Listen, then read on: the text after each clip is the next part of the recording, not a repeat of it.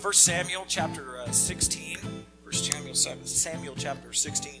You know, there is a very common saying that we all know and we all use it all the time. And that saying is, don't judge a book by its cover, right? We say that all the time. And of course, the meaning to that is extremely obvious. It means that we cannot, just by simply looking at the outside of that book, make a judgment about the contents that are inside of it. If you look at very, very old books, you will notice that they didn't have a cover at all. It was just a color and the title. So in that respect, it was virtually impossible to judge a book by its cover because there was no cover. But by the end of the 19th century, book publishers figured something out. They figured out that if they would put a cover on there with some type of picture, the sales for that book skyrocketed. That people would walk in and see those, and because there was some sort of a clever picture on that book, people would buy it. And so over the years, we've noticed that the covers on books have become more and more detailed and elaborate. The marketing that goes into a book cover is extensive. It is a multi-million-dollar industry to hire these marketing firms just to come up with the cover that goes on a book. Why? Because the cover sells the book. Not the contents, the cover. If you've ever noticed this phenomenon, a book comes out, it's very popular, and a few years later, they make a movie out of it. They will take that book back to the marketing people, redo the cover with the graphics from the movie, and put the actors on the cover, and all of a sudden, the sales for that book with that new cover will skyrocket again. I noticed this phenomenon on Netflix, if you have Netflix. Netflix, when they first came out, they would put the little thumbnail for the show or the movie on there, and you could scroll through and look for something that you'd like to watch. Netflix figured this out, and if you have it, you've noticed it, that about every 6 months to a year, they will change the logo for the exact same movie and the exact same show, but now it's got a new little cover on it. And I know for a fact that it works because as I'm scrolling, I go, oh, what's that? When I've scrolled past it 100 times, now all of a sudden it gets my attention. Because it works. Because despite how hard we try, we all judge by the cover.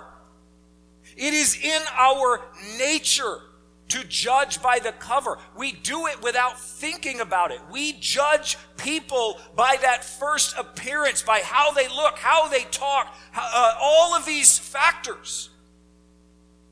It's extremely difficult not to do this.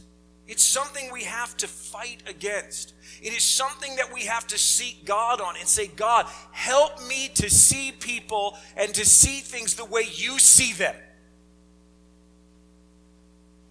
So let's look at this topic here. 1 Samuel chapter 16, we're going to read verses 1 through 12 here. Very familiar portion of scripture, very familiar story. Now the Lord said to Samuel, how long will you grieve over Saul since I have rejected him from being king over Israel? He said, fill your horn with oil and go, and I will send you to Jesse the Bethlehemite, for I have selected a king for myself among his sons. But Samuel said, how can I go? When Saul hears of it, he'll kill me. And the Lord said, take a heifer with you, and say, I have come to sacrifice to the Lord. And then you shall invite Jesse to the sacrifice, and I will show you what you shall do, and you shall anoint for me the one whom I designate to you. So Samuel did what the Lord said, and he came to Bethlehem. And the elders of the city came trembling to meet him and said, do you come in peace? Because if you know the prophets, whenever they came to town, 90% of the time, people were not excited to see the prophet of God come, because 90% of the time he was not bringing good news, he was bringing the judgment of God. So they come out as soon as they see him and they said, are you here for good or bad? And he said, I come in peace. I've come to sacrifice to the Lord. Consecrate yourselves and come with me to the sacrifice. And he also consecrated Jesse and his sons and invited them to the sacrifice. And when they entered, he looked at Eliab and thought, and Eliab is Jesse's oldest son. He looked at him and he thought, surely This is the Lord's anointed before him. But the Lord said to Samuel, do not look at his appearance or the height of his stature, because I have rejected him. For God sees not as man sees, for man looks at the outward appearance, but the Lord looks at the heart. And then Jesse called Abinadab and made him pass before Samuel. And he said, the Lord has not chosen this one either. And next Jesse made Shammah pass. And he said, the Lord has not chosen this one either. And thus Jesse made 7 of his sons pass before Samuel. But Samuel said to Jesse, the Lord has not chosen any of these guys. And Samuel said to Jesse, are these all the children? And he said, there remains yet the youngest. And behold, he is tending the sheep. And Samuel said to Jesse, send for him and bring him, for we will not sit down until he comes. And so he sent and brought him in. And now he was ruddy with beautiful eyes and a handsome appearance. And the Lord said, arise and anoint him, for this is the one, David. So let's look first of all here at the outward appearance. So what's going on in our text, I know you know this story, very familiar, very famous story, is that Saul has been rejected as the king. Saul has sinned. Saul will not obey God. God has rejected him as king, and God says, I'm done. I'm going to appoint a new man, a man after my own heart as the king. So he tells Samuel to go and to find this king and that you're going to anoint him. But the interesting thing is that Samuel has no idea who's going to be king. All he knows is that he is looking for a, quote, man after God's own heart. That God has said previously, he said, that I'm going to anoint a man over that is after my own heart. And so that's all he knows. And so he goes, and immediately the first thing that he sees is Eliab, Jesse's oldest son. And he comes before him, and he's tall, dark, and handsome. He's muscular, he's assertive. He's good looking. He's the firstborn son. And Samuel looks at all of these outer things, and immediately Samuel concludes, this has got to be the guy. This is the one. How could you look at him and not come to the conclusion, this is the guy? And God stops him and makes an extremely memorable statement. God says to him in verse 7, do not look at his outer appearance. Do not look at his height and his stature and all of these things that about him. I have rejected him. This is the idea that God does not see people the way that we see them. God doesn't judge people the way we judge them. God is able to look past the cover and look at the contents, to look at the depth, to look at the heart of an individual. He is not concerned with their looks. He's not concerned with how they talk. He's not concerned with their education level. He's not concerned with their talents or their abilities or any of these things. God doesn't care. I've said this over and over again, and this isn't in my notes, but it just came to me because I've said it over and over again. When it comes to our worship team, we could have 2 people, and one of them could be the most talented musician that has ever walked the face of the earth, and one of them could be a brand new person. And you know, the one I want is the one that is seeking after God's own heart, because God will anoint them and God will raise them up and give the abilities.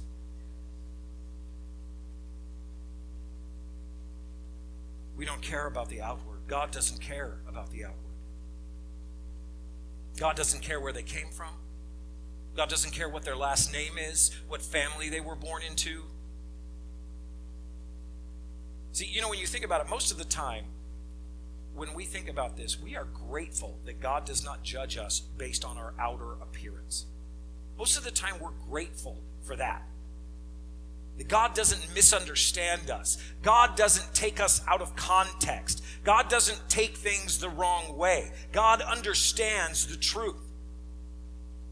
Other times, however, if we're being honest, we hate the fact that God can peer into the depths of our heart. Because God is able to see the things we don't want him to see. He's able to see the things we don't want anybody to know about or see. Excuse me. He sees our heart. He sees our true nature. He sees our motives. You know, we can fool other people, but we cannot fool God. You think about Saul. Saul was the first king of Israel. Saul was a good-looking man, tall, strong. He had the right name, the right family, all of these things, you know. It was like he had just been groomed for that position, you know. But it wasn't very long until Saul's true nature came out. And when God saw his true nature, God said, I'm done. You look at 1 Samuel 15:10. It says, then the word of the Lord came to Samuel, saying, I regret that I have made Saul king, for he has turned back from following me and has not obeyed my commandments. Now, that's interesting, because that's not to say that God didn't know Saul's heart, that all of a sudden God was just taken aback and blown away by this. We have to understand that God knew his heart the whole time. God appointed him to punish Israel because Israel rejected God. They went to Samuel and said, we don't want God to be our leader anymore. We want a king. We want to be like all the other nations. We want a king. And Samuel tried as hard as he could to talk them out of it and said, no, God is our leader. God is our king. And they said, no, we want a king. So much so that God even says to Samuel, don't worry about it. It's not you they're rejecting. It's me they're rejecting. God knew Saul's heart the whole time, and he raised him up in order to punish Israel. Think about Judas Iscariot for just a moment.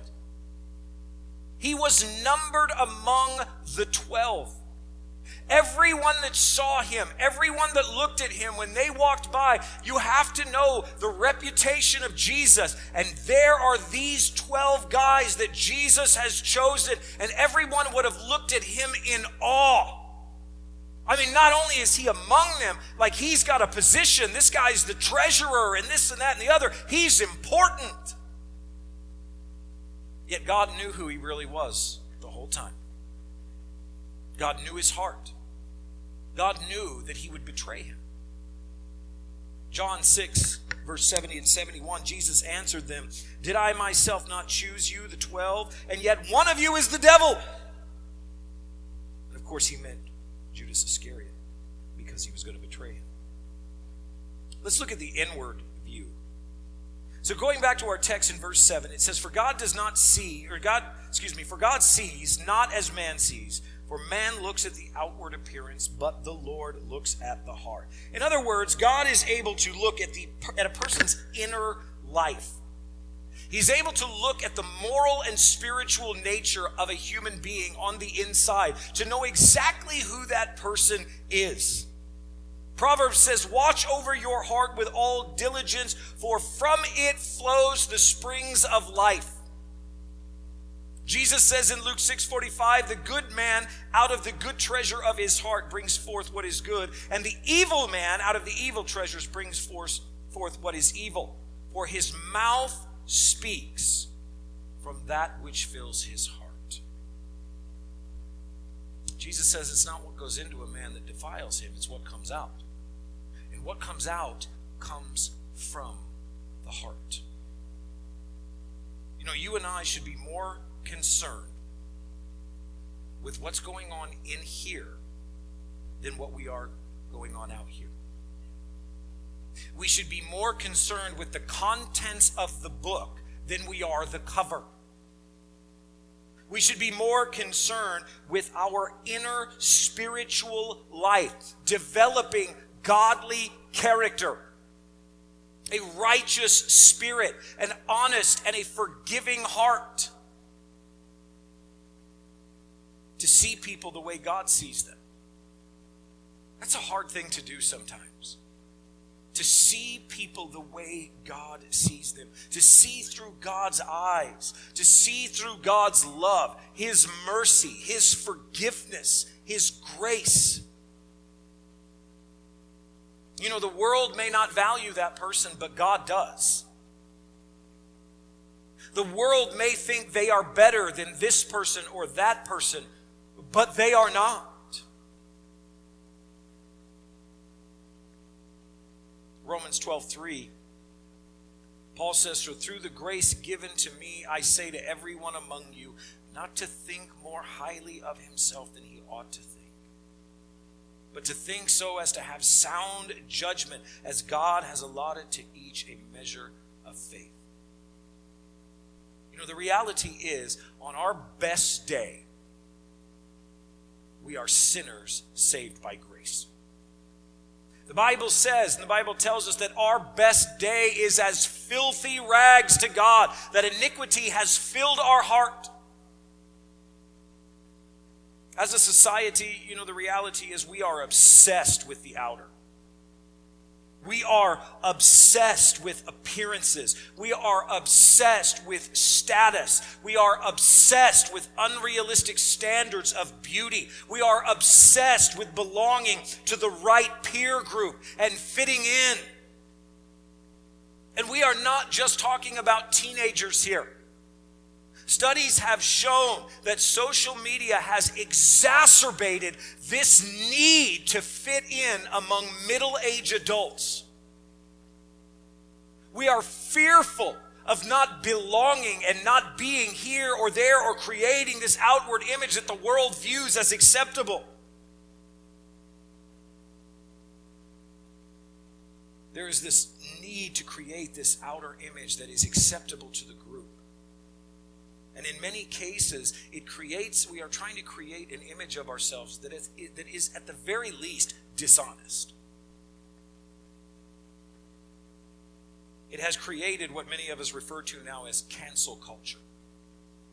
Do we know what cancel culture is? You not heard this phrase? So-and-so, they're canceled now because they've said the wrong thing. They've had the wrong opinion. They've did the wrong thing. They've offended the wrong person. And now we've canceled them and removed them. One of the latest ones that happened is she was a UFC fighter. This is apparently how UFC fighters fight. And she became very famous from that, and they put her in this famous Star Wars Mandalorian series, very popular series, and all of a sudden she posted a tweet on the internet, and it had the wrong opinion, and there's this huge uproar, and all of a sudden she's been fired from being in the movie, this very popular character. She's hated and removed, and she's this and she's that, all because she did not make sure, that because she wasn't obsessed with making sure she created the acceptable image to everyone. All because she had an original thought. All because she had her own opinion and dared to say that. This is the idea of cancel culture. It is trying to create a fear in all of us that we must toe the line and do the right things and say the right things and agree with everybody else's thought. And if you come off of that, you will be hated and kicked out of the group.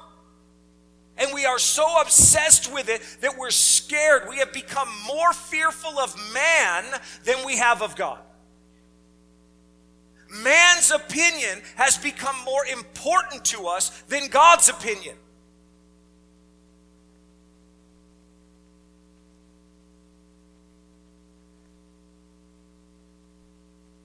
Where people will not speak truth. Where people will not speak the truth of the Bible because they are more fearful of man. Where we are more scared of being judged by man than we are of being judged by God. Think about that for a moment, because that's exactly not where our society is headed. That's where our society is. When we stand before God, it will be you and God. Nobody else. Nobody else's opinion is going to matter. Jesus says in Matthew 7:12-14, "In everything, therefore, treat people the same way you want them to treat you. For this is the law and the prophets. Enter through the narrow gate, for the gate is wide and the way is broad that leads to destruction." Listen up. There are many that enter through it.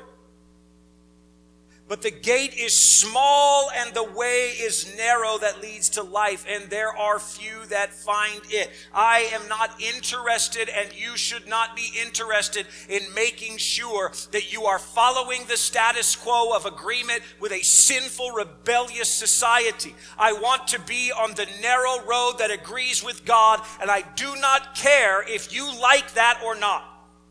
You can cancel me all you want, because your opinion is not what validates me, it is God.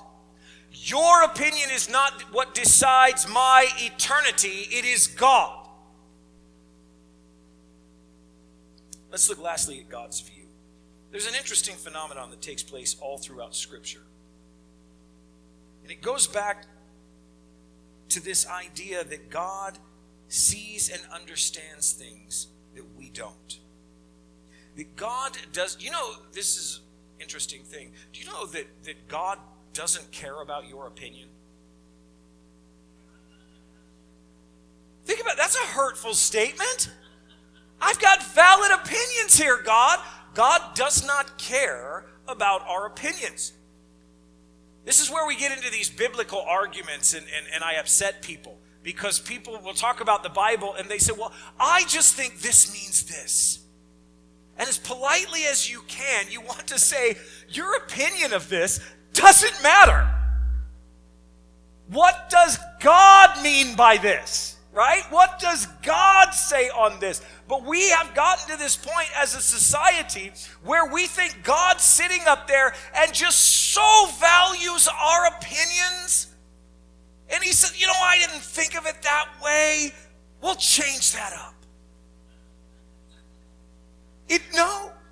But it sounds hurtful in a way if you think about it, You don't care about my opinion, God? No. Our opinions don't matter. We need to line up our lives, our thoughts, and our opinions to God's. Then our life will be blessed and we will spend eternity in heaven. Social media has created the idea that everyone's opinion is valid and everyone's opinion matters, and it doesn't take 10 minutes of scrolling through any social media to figure out real quick everyone's opinion is not valid. Half of society is filled with morons. Maybe more than that. It's true. Everybody's opinion is not valid. Everybody's opinion doesn't matter. My opinion doesn't matter. You know what I need? Is to not be led by my sinful heart, but to be led by the Word of God.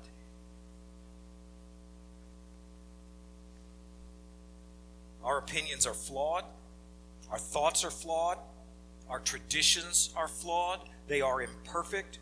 They are missing vital pieces of information and vital pieces of understanding. Even in a court of law with the most educated people in the world sitting on the Supreme Court, at best, they are still basing these decisions with half of the information they need to make that decision.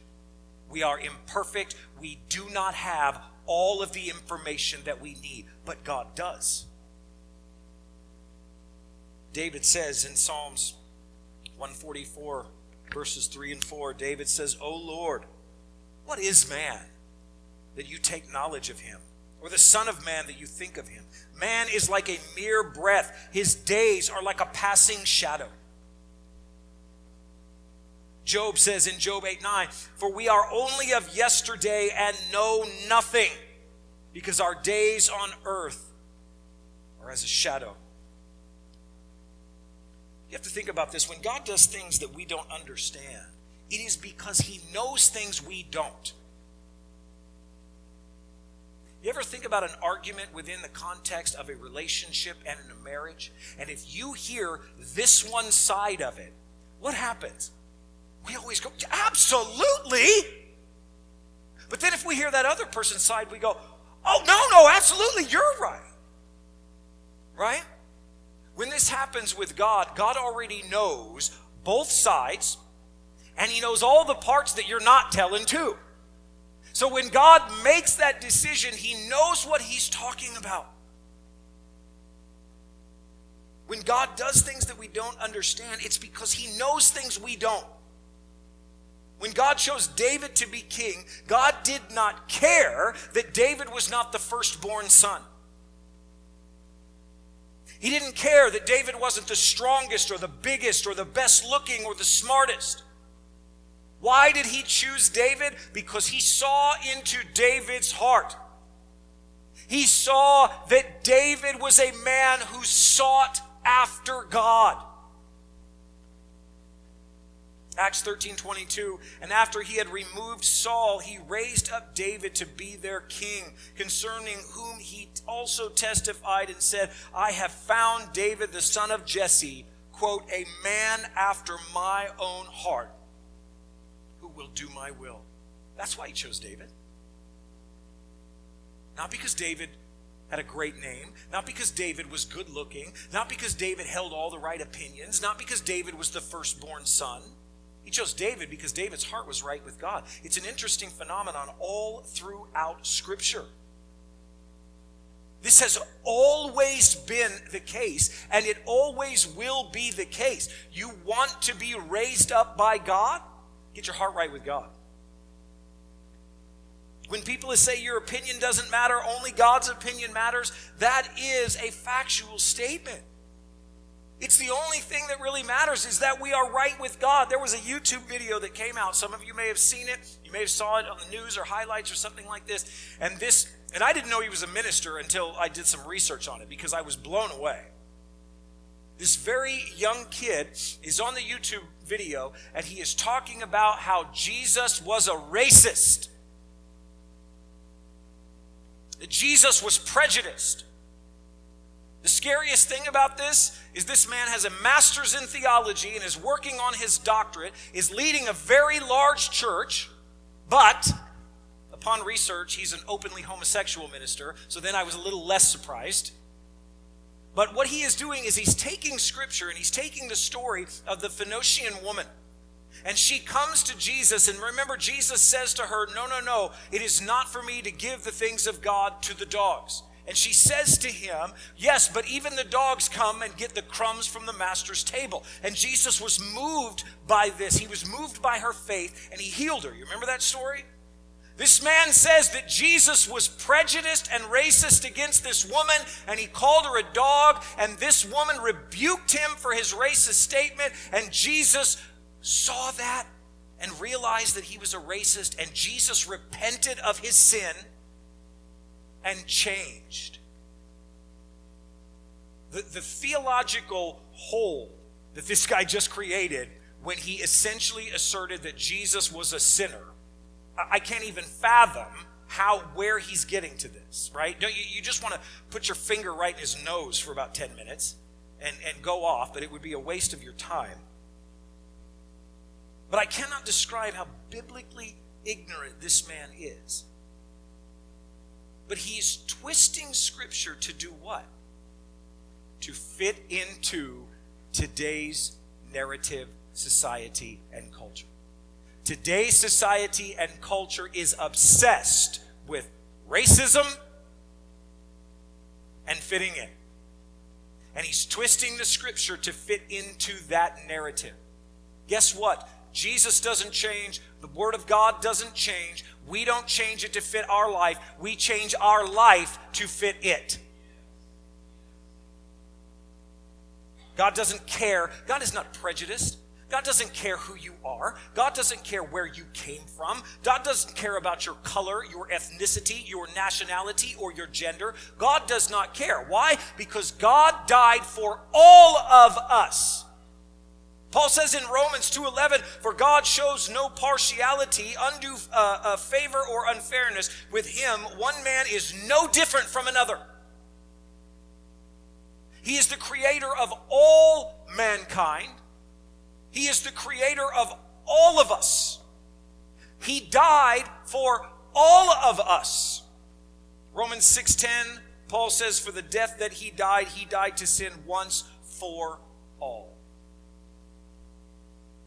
God doesn't care who you are. You know what he cares about? He cares about your heart.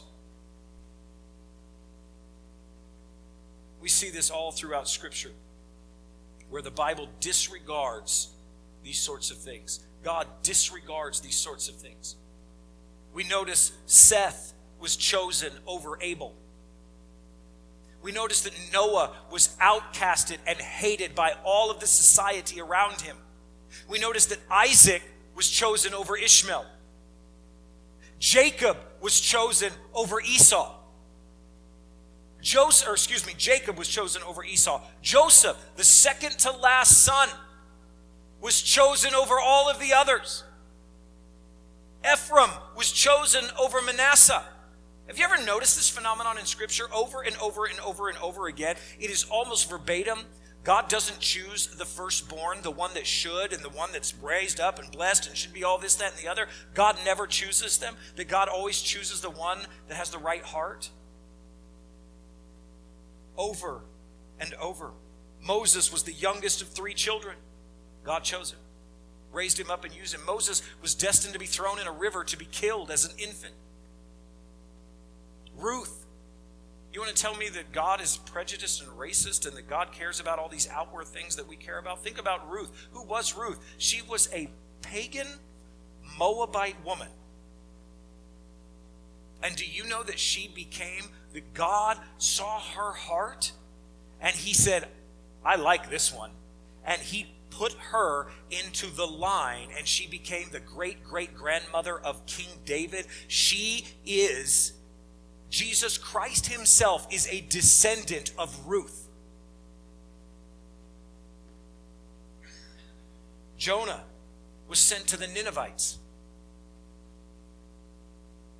Among the disciples, they were fishermen and tax collectors. The Apostle Paul was openly hostile and supported the murder of Christians. Jesus went to the Samaritans. He sent people to the Ethiopians. You see the trend all throughout Scripture. You see the trend here. Jesus doesn't care who you are and what you look like.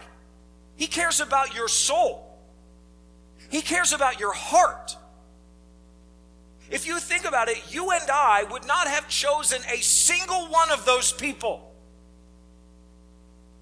But God did. God saw things in them that we don't. Jesus says in Mark 10:31, but many who are first will be last, and the last will be first. God's criteria for choosing people is not based on what is seen, but what is unseen. Often, over and over, he chooses the disenfranchised, the rejected, the humbled, the desperate, the failures. Paul says in 1 Corinthians 1:27, he says, but God has chosen the foolish things of the world to shame the wise. God has chosen the weak things of the world to shame the things which are strong. And the base things of the world and the despised God has chosen. The things that are not, so that he may nullify the things that are, so that no man may boast before God. But by his doing you are in Christ Jesus, who became to us wisdom from God and righteousness and sanctification and redemption, so that just as it is written, let him who boasts boast in the Lord. Let's close this morning. The reality is, as hard as we try, we judge people by their outer appearance, don't we? We judge people by the way they look, by the way they talk. We judge them by their education level. We judge them by their family. I never noticed it quite as much when I lived in a large city, when we lived in Vegas and Houston, but I will say that when you come to a small town, it happens bad in small towns. Some of you laughing, you know what I'm saying. You go to the football game or you go to the basketball games and you notice it. Oh, we don't associate with those people. And we only associate with these people. And these are the important people in town. And that's the nobodies in town. Small towns are brutal. I survive because I don't care what people think of me. That's not true. We all do. But it's pretty brutal. We judge people by their outer appearance, by their education, who they hang around with, what they say, what they do, what they look like. And the reality is, we undervalue what's important about them. We value the things God doesn't care about, and we undervalue the things that we should care about. You know what we ought to be caring about is sacrifice, honesty, integrity, holiness, purity, humility, forgiveness, grace, mercy. Jesus says in Matthew 7, he says, do not judge so that you will not be judged. For in the way you judge, I'm going to judge you. God says, when you stand before me and I judge you, I'm going to base my standards and how I judge you based upon how you judged everybody else. You know what? That's a completely fair thing to do. We set the standard. And God says, okay, that's the standard you're going to use, so that's the standard I'll use. That's a pretty scary thought for judgment, isn't it? He says, your standard will be measured back to you. He goes on to say, why do you look at the speck in your brother's eye and don't notice the log in your own eye? How can you say to your brother, let me take the speck out of your eye, and behold, there's a log in your own eye?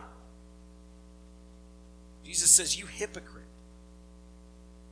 He says, deal with your own issues before you start dealing with everybody else's. Jesus says, deal with the things that you need to deal with in your heart before you start picking apart everybody else's flaws and problems.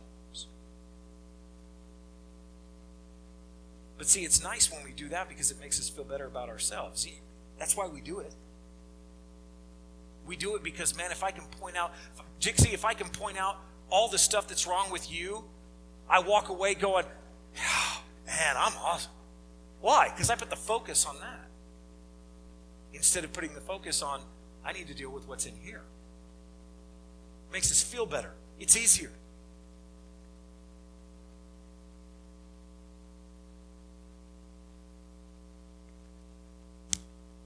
Or we end up going to the other extreme and we don't judge anything. And that's where half the world sits right now. We can't make any judgments. Everything is okay. Everything is acceptable. No matter how vile or sinful something is, we just don't judge. Our world is so good at either going from one extreme or to the other extreme. We judge everything or we judge nothing. That's not what the Bible says. It doesn't say that we are not to judge. It says that we are to judge righteously through God's eyes. Paul says, 1 Corinthians 2:14, he says, the natural person does not accept the things that are Spirit of God, for they are folly to him, and he is not able to understand them because they are spiritually discerned. And Paul goes on to say this, he says, the spiritual person judges all things, but he himself is to be judged by no one. So you understand the balance there? God is our judge, but that doesn't mean that we look at vile things and sinful things and say, well, we just have to let that happen because we can't judge. No. We do judge what is unrighteous and sinful and wrong. We have to judge from the spiritual side of things, from the righteous and a holy side of things, but we don't judge people in the wrong way. He goes on to say, for who has understood the mind of the Lord so as to instruct him? And Paul says, but we have the mind of Christ. Our desire is right here. We should have the desire to have the mind and the Spirit of Christ ruling and reigning inside of us. When we look at people, we are trying to see them the way God sees them. To be led by the Spirit, to judge by the Spirit, to trust God's leading, and to love people the way that God loves them. Amen? Amen. Would you bow your heads with me this morning? We are so grateful that you're all here with us this morning. And I pray this morning that when you leave this place this morning, that you are going to have a different perspective, that you and I are all going to begin to focus, to hear the mind of God, to get the mind and the Spirit of Christ, that when we look at others and we see other people, that we do our very best to see them the way God sees them, to see them with that grace, that love, that mercy, that forgiveness, to show that to all people.